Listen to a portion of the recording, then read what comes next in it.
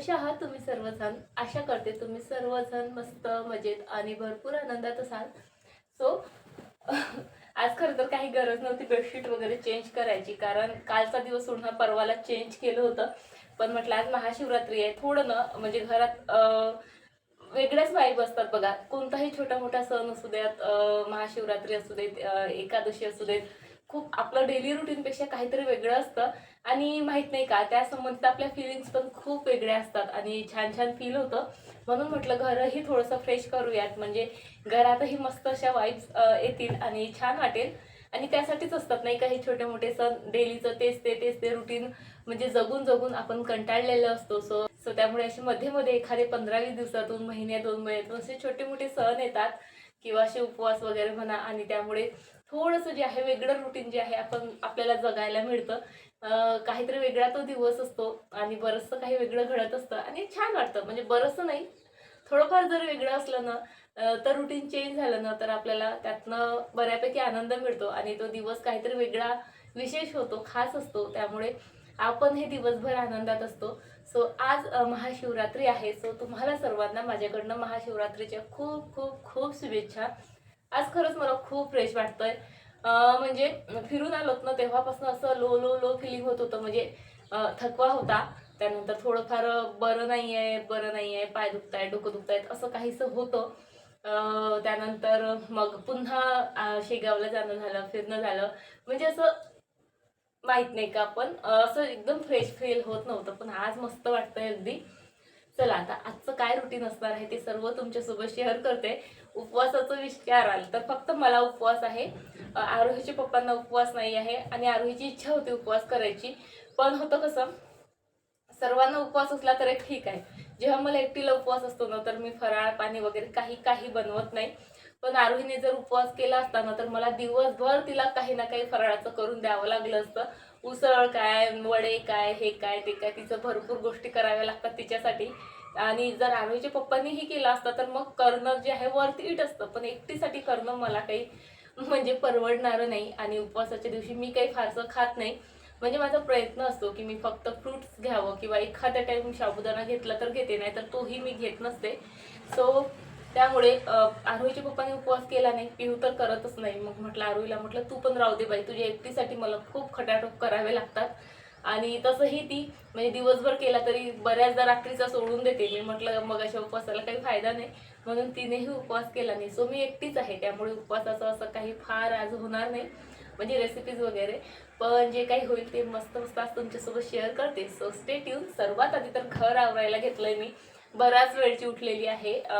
Hair wash वगैरे केला, त्यानंतर दळण करायचं होतं, दळण केलं आणि आता सर्व घराबाहेर गेलेत. सो म्हटलं चला पटपट सर्व आवरून घेते.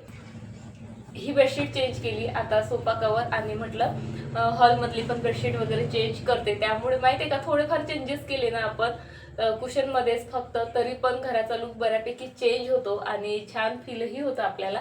सो चला ते पण आता चेंज करते. 1-2 दिवसात आरोहीची ट्रिप जाणार आहे आणि त्यासाठीच बाईने आजच बॅग वगैरे वगैरे काढून ठेवलेली आहे.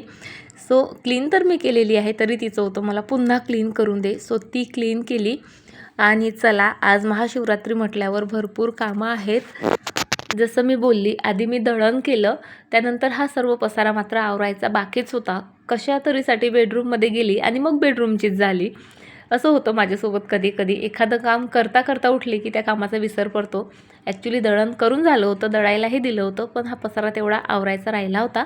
सो हा तेवढा पसारा आवरला आणि आता ना मला आवरायचं होतं बेडरूम. आणि ही इतकी सुंदर बेडशीट माझ्याकडे असतानाही म्हणजे मी का हिला यूज करत नाही असं मला वाटतं कधी कधी. ॲक्च्युली ही मिशोवरनं घेतलेली आहे आणि खूप रिझनेबल आहे. मी ना ही टॅग करून देते आणि सोबत हिची लिंकही देते. या बेडशीटचं मला काय आवडतं, यासोबत 4 छोटे छोटे पिलो येतात विथ कुशन आणि खूप सुंदर.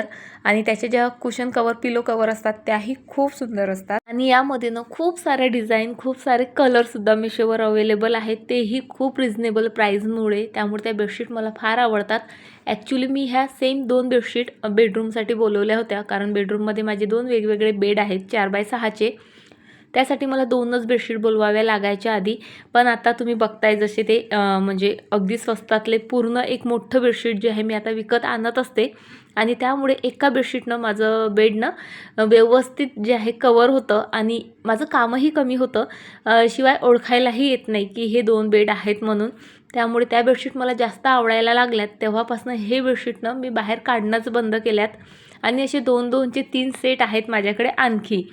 पण जेव्हापासनं ह्या 3 बेडशीट मी घेऊन आले ना लॉंगवाल्या, तेव्हापासनं याचा यूजच होत नव्हता आणि समोर मी यूज करायचे पण त्या जुन्याच करायचे. पण आता म्हटलं जाऊ देत, ठेवून ठेवून तरी फाटतीलच, सो आपण समोर त्या यूज करू. सो म्हणून ती काढली आज मी आणि त्यामुळे खरंच बेडचा लूक खूप छान दिसतोय. त्यानंतर पटपट जे आहे सोफा कवरसुद्धा मी चेंज करून घेतल्यात आणि हे दोन्ही जे सोफा कवर आहेत ना ह्यानं मी म्हणजे सोबतच घेतलेले आहेत. हा सोफा घेतला त्याच्या 4-5 दिवसानंतर, म्हणजे आता पूर्ण 7 वर्ष जे आहेत मी याला यूज करते आहे. थोड्याफार खराबही झाल्यात पण माहिती आहे का, फेकून द्यायची इच्छा होत नाही आणि नवीन ऑर्डर करायचं किंवा विकत घ्यायचं म्हटलं की आरोहीच्या पप्पांचं असतं, घरात ऑलरेडी 2 आहेत यूज करायला, एक ठेवून आहे, तुला नवीन कशाला पाहिजे. पण आपल्या बायकांचं असतं बघा, 1-2 घरात सेट ठेवलेले असले की असं अल्टरनेट डेला आपल्याला चेंज करायला वगैरे मस्त वाटतं. त्याने घराचं लुक चेंज होतं आणि काहीतरी नवीन डोळ्यांना दिसलं ना तर खूप छान वाटतं. पण आरोहीच्या पप्पांचं आहे, जेव्हा ह्या तू टाकून देशील तेव्हाच तुला मी नवीन घेऊन देईल. पण ह्या काही माझ्याच्याने टाकल्या जात नाहीत आणि टाकायचंही असलं तर याचा उपयोग जो आहे मी जेवताना बसायला आसन वगैरे म्हणून करून घेणारच आहे. सो आता तरी सध्या तरी ते टाकायचा माझा विचार नाही आणि त्यामुळे मला नवीन मिळतही नाही आहेत. सो चला, आहे त्यातच समाधान मानून त्याच मी चेंज केल्यात आणि त्यानेसुद्धा घराचा लूक बऱ्यापैकी छान दिसतो. त्यानंतर रांगोळी काढायला घेतली. मस्त शंकराची जी आहे अशी छानशी छोटीशी रांगोळी मी काढून घेतली. खरं सांगू का, जरा वेळच झाला रांगोळी काढायला. म्हणजे रांगोळीचा टायमिंग कसा असतो, 7च्या आधी काढली का ते बरं वाटतं. पण आज ना जरा वेळ झाला. पण चला, रांगोळी छान दिसते की नाही मला नक्की कमेंट करून सांगा. इतकी जास्त चिडचिड चाललेली ना पिहूची की काय सांगू.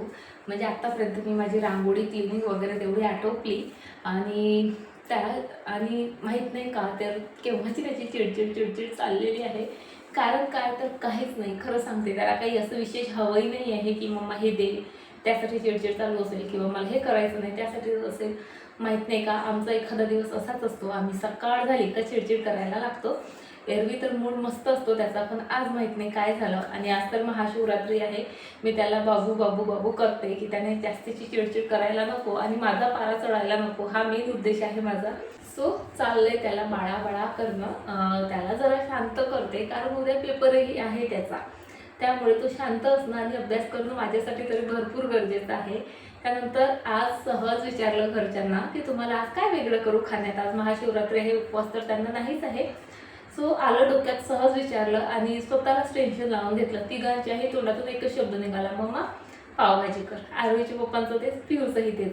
आता बघते पावभाजी करते आणि बघा ना माझा उपवास आणि यांना पावभाजी खाऊशी वाटत आहे. पण ठीक आहे ना, चालतं. मला काहीही फरक पडत नाही, माहिती आहे का. माझ्या उपवासाच्या दिवशी माझ्यासमोर पंचपक्वान्न जरी आणून ठेवले तर मला काही फरक पडत नाही. माझ्या जिभेवर मनावर आहे तेवढा ताबा. सो बघते आता पावभाजी करते. कमीत कमी पावभाजी बघून तरी त्याचा मूड तेवढा चांगला होईल आणि बस तेच मला हवं आहे आज. तर मस्त पटपट पावभाजी करते, त्यानंतर त्याचा अभ्यास घेते आणि बघते. सायंकाळी माझा विचार आहे, म्हणजे मी बघा उपवासाच्या दिवशी आणि आता आमच्या पप्पाला मी फ्रूट्स आणायला पाठवलेलं आहे. कारण माझं असं असतं की उपवासाच्या दिवशी तरी मी म्हणजे साबुदाणा मला आवडतो खायला तसा तर, पण उपवासाच्या दिवशी मी तो खात नाही. कारण उपवासाच्या दिवशी आपण ठीक आहे देवासाठी जरी उपवास करत असलो ना तरी त्या उपवासाचा आपल्या बॉडीसाठी भरपूर फायदा होत असतो आणि तो मला करून घ्यायचा असतो. बघा, फक्त उपवासाच्या दिवशी फ्रूट्स खाणं मी प्रिफर करते, त्यामुळे आपली बॉडी खूप चांगल्या प्रकारे डिटॉक्सही होते, म्हणजे असं मला तरी वाटतं. साबुदाणा वगैरे खाऊन उलट आपलं पोट गच्च होतं, आपली पचन क्षमता वगैरे जे आहे तिच्यावर इफेक्ट होतो. तेच तुम्ही उपवासाच्या दिवशी उपवासासारखा केला, फ्रूट्स वगैरे खाल्लेत ना फक्त, बॉडी खूप चांगल्या प्रकारे डिटॉक्स होते आणि पोटही आपलं बऱ्यापैकी राहतं. सो त्यामुळे माझा जो आजचा उपवास असणार आहे तोही ऑब्वियसली फक्त फ्रूट्सवरच असणार आहे. बघेल सायंकाळी जर झालीच इच्छा आणि देवालाही नैवेद्य हवा असतो, सो साबुदाण्याची खीर वगैरे जे आहे मी बनवेल, पण तेही आणखी नक्की नाही. सो पाहते आजचं जे मेन मोटिव्ह आहे ते आहे आता पिहूला शांत करणं, त्याच्या आवडीचं जेवण बनवणं आणि त्यानंतर बघते मग आज काय काय तुमच्यासोबत शेअर करणं होते ते. आज ना अगदी शॉर्टकट कुकरमध्येच पावभाजी बनवणार आहे. सो त्यासाठी बघा मी इथे जिरं, अद्रक, काय नंतर लसूण पाकळ्या, 3-4 मस्त मिरच्या काश्मीरी आणि भरपूर कोथिंबीर घालून पेस्ट करून घेतली. इथे कुकरच यूज करते आहे मी. त्यामध्ये तेल आणि बटर घातलं, सोबत भरपूर जिरं घातलं आणि अगदी बारीक चॉप केलेला 1 कांदा घातला. मोठ्या साईजचा होता बरं का. तो परतून झाला की हा सर्व मसाला त्यामध्ये घातला, तोही परतून घेतला आणि हा परतताना ना जरा मीडियम फ्लेमवर आणि जरा जास्त वेळ देऊन परतायचा, म्हणजे त्याला ना मस्त तेल सुटतं. त्यामध्ये काश्मीरी लाल मिरच असल्यामुळे ना कलरही मस्त येतो आणि ही स्टेप मस्त म्हणजे वेळ देऊन जर केली ना आपण की नंतर भाजीला इतका मस्त सुगंध येतो आणि चवही छान येते. त्यानंतर त्यामध्ये कोरडे मसाले जसं तिखट, हळद, मीठ, जिरेपूड, धनेपूड आणि मस्त 2 चम्मच पावभाजी मसाला घातला आणि त्यानंतर आता घालते आहे बारीक चॉप केलेले मस्त 2 टोमॅटो मी जास्त घालते, त्यामुळे मस्त चटपटीत अशी भाजी येते. म्हणजे मसाले कमी घातले तरी मग चालतं. त्यानंतर घालायचे आहेत मिक्स व्हेजीस आणि त्याच्या नावाने माझ्याकडे फक्त जे आहे आलू, मटर आणि सोबतच गाजर वगैरे आहे. बऱ्याचशा गोष्टी ॲड करू शकतो, फुलगोबी, बीन्स वगैरे वगैरे, पण त्यातलं काहीच नव्हतं. हां, पण बीट होतं. सो बीटाचे 2 कापही घातले. बीटामुळे ना कलर खूप छान येतो म्हणून फक्त. त्यानंतर ते सर्व भाज्या ज्या आहेत मस्त परतून घेतल्यात आणि त्यामध्ये आता घालते आहे मी गरम पाणी. मस्त गरम पाणी घालायचं आणि 4 शिट्ट्या ज्या आहेत कुकरच्या आपल्याला काढून घ्यायच्या आहेत मीडियम फ्लेमवर. हाय फ्लेमवर नाही, नाहीतर मग भाज्या काही पाहिजे तशा शिजत नाहीत. सो आता कुकर इथे लावून दिलं आहे मी. तोपर्यंत आरोहीचे पप्पाही आले होते आणि बघा म्हणजे मला काय बकासूर समजतात की काय मला कळत नाही. एकटीचाच उपवास आणि हे फ्रूट्स बघा किती घेऊन आलेत ते आणि सोबतच रताळंही आणले आणि जेव्हा ते बाहेर जात होते तेव्हा त्यांनी मला विचारलं होतं की काय फ्रूट्स आणू, कारण घरात पपयाशिवाय काहीच नव्हतं आणि त्यांना माहीत होतं की माझा उपवास फ्रूट्सवरच असणार आहे तो. मी त्यांना म्हटलं होतं फक्त केळी आणा, कारण मला जास्तीचं काही खायचंच नाही. तरीसुद्धा त्यांनी चिकू काय, द्राक्ष काय, त्यानंतर रताळं वगैरे वगैरे भरपूर गोष्टी आणल्या आणि हो फुलंही आणलीत. आज पूजा झाली माझी करून, पण फुलंच नव्हती वाहायला आणि म्हणजे महाशिवरात्रीसारखा सण आपला, पूजा आपली आणि फुलं नाही तर ते ना मनाला खटकत होतं. पण थँक गॉड त्यांना फुलं दिसलीत आणि ते घेऊन आलेत. म्हणजे आता म्हणजे पूजा पूर्ण झाली असं मला वाटेल. विदाऊट फुलांची ना पूजाही पाहायला छान वाटत नाही किंवा केल्यासारखीही वाटत नाही. चला आता हे सर्व जे फ्रूट्स आहेत ते पटपट जे आहेत मी व्यवस्थित धुवून घेते आणि ह्या सर्व कॅरी बॅग ज्या आहेत ना त्या मी व्यवस्थित घडी घालून ठेवत असते आणि यासाठी मी एक छान कॅरी बॅग होल्डरही बनवलेला आहे. तुम्ही बघितलं ना, नसेल बघितलं ना तो व्हिडिओ या व्हिडिओच्या शेवटी लावते, तुम्ही नक्की बघा. तेव्हापासून माझ्या ज्या ह्या कॅरी बॅग्स आहेत ना त्या इकडे तिकडे अशा पडत नाहीत. केव्हा कुठे ठेवू हा प्रश्नही मला पडत नाही आणि वेळेवर इझिली मला अवेलेबलही असतात. सो तुम्ही नक्की ट्राय करा. काही नाही, फक्त सिम्पल प्लास्टिक बॉटलपासून बनवलेलं आहे मी. त्यानंतर मी सर्व फ्रूट्स धुवून घेतलेत. सोबत आता ना मला रताळं उकळायला टाकायचेत. बघा आता घरात फ्रूट्स असले किंवा अशा काही गोष्टी असल्या ना की मग खाव्याशा वाटतात आणि म्हणून माझं त्यांना होतं की फक्त केळी आणा, म्हणजे ऑप्शन नसले की मग आपण काही खायला जात नाही. बरं चला रताळं वगैरे उकळायला टाकलेत. तोपर्यंत माझी पावभाजी जी आहे तीही शिजून झाली होती. मस्त स्मॅच केली आणि पिऊचं इथे मध्ये मध्ये करणं चाललेलं, सो त्यालाही करू दिलं आणि त्यानंतर आता या पावभाजीसाठी मस्त असा तडका तयार केला. 3 चम्मच तूप घेतलं मी, त्यामध्ये हिंग, जिरं आणि तिखट आणि सोबतच जे आहे ना कस्तुरी मेथी असते ती घातली आणि या तडक्याने या पावभाजीची चव इतकी वाढते ना, सोबत कलरही खूप मस्त येतो. चला आता चमचमीत अशी पावभाजी आमची बनवून तयार आहे. त्यानंतर आता पटपट जे आहे पाव इथे भाजते आणि तिघांनाही जेवायला देते, कारण त्यांना आता भयंकर भूक लागलेली आणि पावभाजी दिसते बघा किती डिलिशियस. अशा प्रकारे तुम्ही म्हणजे कमीत कमी भांडे भरवून झटक्यात जी आहे पावभाजी बनवून घेऊ शकता, कारण पावभाजी किंवा अशा वेगळ्या गोष्टी बनवायच्या असल्यानं भांडे भरपूर पडतात आणि या एका कारणानेही बऱ्याचदा आपण त्या गोष्टी बनवायच्या ना टाळत असतो. म्हणून चला अशी सिम्पली जी आहे आज कुकरमध्येच पावभाजी बनवली. सर्वांना सर्व करते आणि त्यानंतर मी फ्रूट्स वगैरे कट करते, कारण ना आणखी देवाला नैवेद्यही दाखवलेला नाही आता महाशिवरात्री असली की बायका बऱ्याचशा गोष्टी बनवतात, जसं शाबूची उसळ, शाबूचे वडे, भगर आणि नाही भगर नाहीत बनवत आमच्याकडे तरी नाही बनवत महाशिवरात्रीला, पण बऱ्याच जणी बनवतात आणि देवाला नैवेद्यही दाखवतात. पण मी काहीच बनवलं नाही म्हणून फ्रूटचाच जो आहे देवांना नैवेद्य दाखवला. फुलं आत्ता आणलेली म्हणून आता जे आहे देवांना फुलंही वाहिलीत. आणि चला आत्ता जे आहे माझे इथे पूजा पूर्ण झाली महाशिवरात्रीची अशी म्हणता येईल. पूजा पण मी खूप छान केली बरं का, पण तेव्हा ना शूट वगैरे काही केलं नाही मी, कारण मग अर्धं लक्ष मोबाईलकडे आणि अर्धं पूजेत राहते आणि ते मला नको असतं. सो अशी काहीशी आजची पूजा झालेली आहे.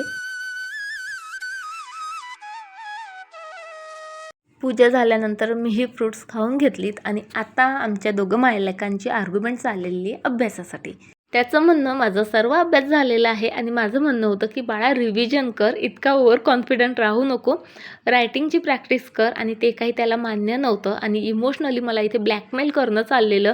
कशी मम्मा आहेस तू, लेकराला झोपायला देत नाही, मला किती झोप येत आहे, असं तसं तसं. आणि अशा वेळी ना आपण कितीही बरोबर असलं तरी या आर्ग्युमेंटमध्ये आपल्याला हार मानावी लागते, कारण मुलांना झोप आली की मग ते कोणाचंच ऐकत नाहीत.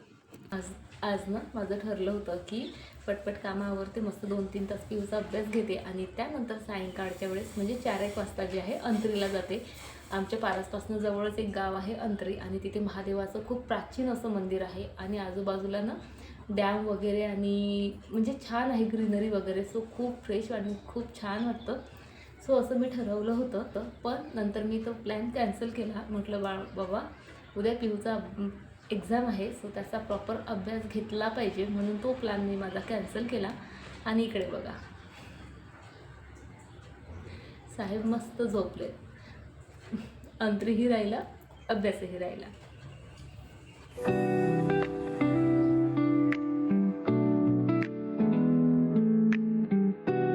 आणि आत्ता मी तुम्हाला भेटते आहे 7:15 वाजता. बेसनाचे आमच्याकडे खूप वेगवेगळे प्रकार बनतात. बेसन म्हणजे बरेच जण त्याला झुणका म्हणतात किंवा बरीचशी नावं आहेत, पण आमच्याकडे विदर्भात बेसनच म्हणतात. आणि मस्त मेथीचं बेसन बनवलं, सर्वांना जेवू घातलं. आणि आता मी बनवते आहे शाबूची खीर, कारण आता महादेवाला नैवेद्य हा दाखवायचाच होता. ॲक्च्युली बराच वेळ झाला, इच्छाच नव्हती, पण म्हटलं जाऊ देत, नैवेद्यासाठी का असेना आपण बनवूयात. सो इथे बघा मी 2 चम्मच तूप घेतलं, त्यामध्ये ड्रायफ्रूट मस्त जे आहे फ्राय करून घेतलेत. आता त्यामध्ये जे आहे मी इथे ना दूध घातलं, जवळपास 1 लिटर असेल, अर्धी वाटी साखर घातली. आणि साखर घालताना इतकं मन दुखतं ना, असं वाटतं बापरे आपण किती अनहेल्दी खातोय किंवा इतरांना खाऊ घालतोय, पण साखरेशिवाय पर्याय नसतो बऱ्याचदा. त्यानंतर साबुदाणा घातला, त्यामध्ये अर्धी वाटी भिजत घातलेला, मस्त 7-8 उकळ येऊ दिल्यात. त्यानंतर त्यामध्ये विलायची पूडही घातली अर्धा चम्मच. आणि आता बघा आज इंडिया पाकिस्तानचा सामना होता, सो मस्त आमच्याकडे रंगलेला होता. आरोहीचे पप्पा, आरू, पिहू सर्वजण पाहत होते आणि माझ्या मग kitchen to hall to kitchen असे जे आहे फेऱ्या मारणं चाललेल्या. तोपर्यंत माझी खीरही बनली, मस्त थंडी झाली. आधी देवाला नैवेद्य दाखवला आणि चला आता या गोड गोड खिरीसोबत जे आहे इंडिया पाकिस्तान मॅचचा आपला इंडियाचा विनिंग मोमेंट जो आहे मी एन्जॉय करते. आणि आजचा जो व्हिडिओ आहे तो इथेच संपवते. आय होप तुम्हाला व्हिडिओ आवडला असेल. सो टेक केअर फ्रेंड आणि बाय.